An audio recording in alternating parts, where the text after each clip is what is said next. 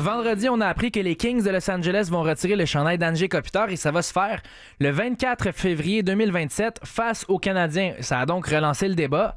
Quel Canadien aurait dû prendre Price ou Kopitar au 5e rang en 2005? Ça nous a donné l'idée de refaire le repêchage de 2005. Pourquoi Qui est-ce pas? que le Canadien aurait dû prendre? Qui aurait dû sortir deuxième? Jacob Lacharité, ça va? Ben oui, ça va bien. Yes, tu te joins à nous pour le faire avec Hugo de la façon dont on va procéder. C'est un travail d'équipe, mais on va y aller un par un avec les sélections en rotation. On va voir combien de choix on peut faire. Hugo commence donc avec le premier choix au total. Beaucoup de pression. Les Penguins de Pittsburgh prennent qui? Vont prendre Jack Still. Non, c'est pas ils vont prendre pas Terry Price, Sidney Crosby. Sidney Crosby, of course. Pas de choix. Parfait. Je pense que c'est quand même assez évident. C'est très logique. Pas gros débat là-dessus. L'histoire ne Exact. change pas. Au deuxième rang, les Ducks d'Anaheim, à l'époque, avaient pris un certain Bobby Ryan. Bobby Ryan a eu une belle carrière, mais peut-être des enjeux personnels aussi qui lui ont fait mal par moment.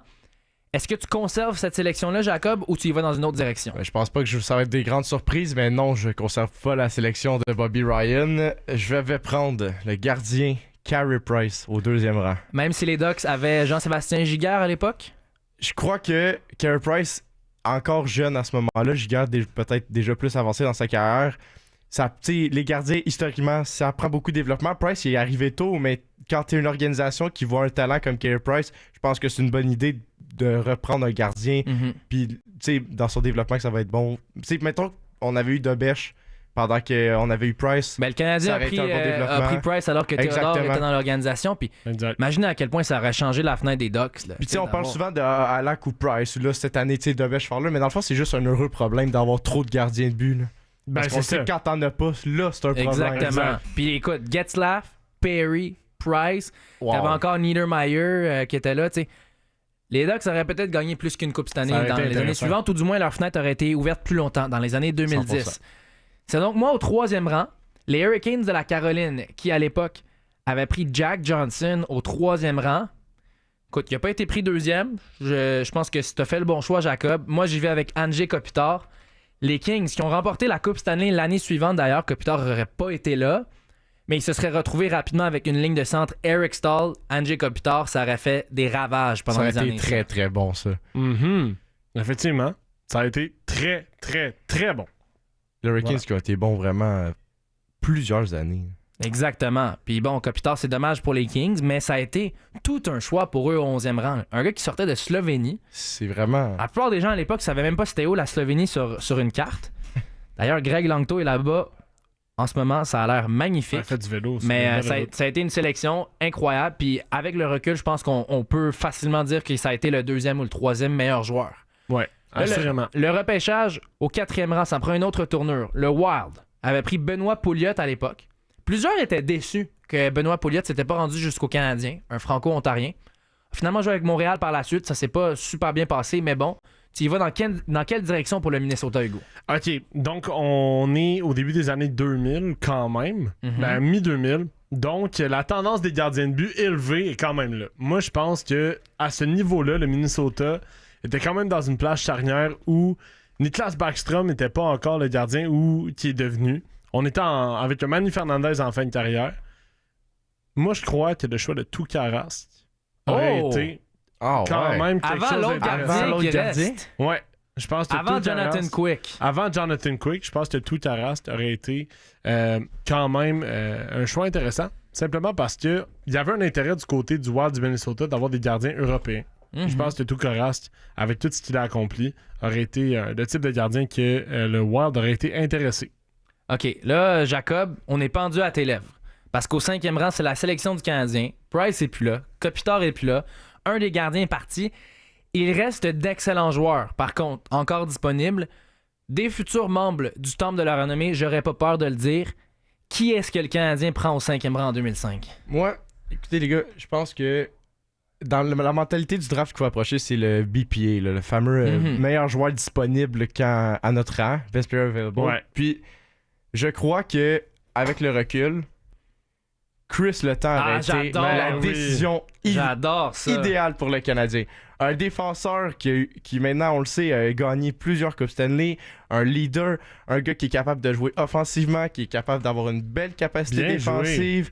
Je trouve qu'en plus, un joueur francophone, Ben oui. avec le Canadien, ça marche toujours. Et je crois qu'il aurait réussi à avoir du succès sous cette pression-là, Chris Letang. Imaginez le monstre à 3 têtes que le Canadien aurait eu pendant une décennie. Je sais que Piquet a été repêché en 2007. Est-ce qu'il aurait pris pareil s'il y avait Kopitar? Pas grave. Suivez-moi. Markov, Subban, Le Temps. C'est malade. Ça a été Ça aurait incroyable. été C'est le incroyable. Big Tree 2.0, là. Exact. Hey, je pense pas que c'est... Honnêtement, dans ce temps-là, ça aurait été injuste. En plus, un Québécois. En plus. Voilà. Non, tout est dit. Ah, ça aurait été incroyable. Bon, on est rendu au Blue Jackets de Columbus qui avait pris Gilbert Brûlé. Encore une fois, il y avait des gens à l'époque qui étaient pas contents. Ils auraient voulu que le Canadien prenne Gilbert Brûlé. Mais regarde, il reste un excellent... En même temps, à l'époque, les Blue Jackets avaient Pascal Leclerc qu'ils avaient pris au repêchage. Ouais. Si je ne me trompe pas, Pascal Leclerc avait été pris au 8e rang 4 ans plus tôt en 2001. Il commençait dans l'organisation. Bref, il n'aurait pas pris un gardien. Écoute, la glissade de Jonathan Quick se poursuit. Aïe aïe. Je peux pas y aller avec Quick. J'hésite entre quelques noms, mais je vais y aller avec TJ Oshie, qui a connu une belle carrière avec les Blues et les Capitals. Sur la scène internationale aussi. Peut-être qu'il aurait pu former un trio à un certain moment avec Rick Nash. TJ Oshie, c'est mon choix pour les Blue Jackets de Columbus. Ah, c'est quand même intéressant, ça. Hugo, les Blackhawks. Ouais, les Blackhawks de Chicago. Oh boy, là, on a la chance de faire quelque chose de très spécial. J'espère que tu sais où on s'en va, Hugo. Je sais pas où on s'en va. Où on s'en va, Oli? Go! Où on s'en va, Oli? Hein? C'est où qu'on s'en va, Oli? Mais quel joueur glisse, là? Ben, il y a beaucoup de joueurs qui glissent, mais Ben c'est oui, pas... mais- c'est pas ma sélection, Oli. C'est pas ma sélection, Oli. Moi, j'y vais avec un gars, un défenseur, que les Blue Jackets... pas les Blue Jackets, mais que les Blackhawks auraient eu besoin pour installer une... pas une concession, mais un peu une stabilité à la ligne bleue. Un gars aussi qui a vraiment, vraiment calé dans le repêchage de 2005. C'est Keith Yandel.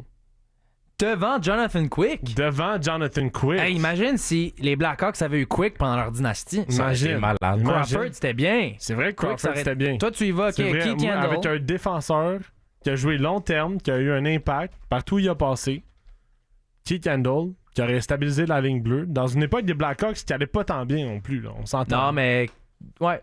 Ah, mais ça, tu sais, on a parlé du monstre à 3 têtes à la défense du Canadien. Ça en aurait été tout un avec Duncan Keith, Brent Seabrook et Keith Yandel, qui est un Exact. gars un peu plus offensif.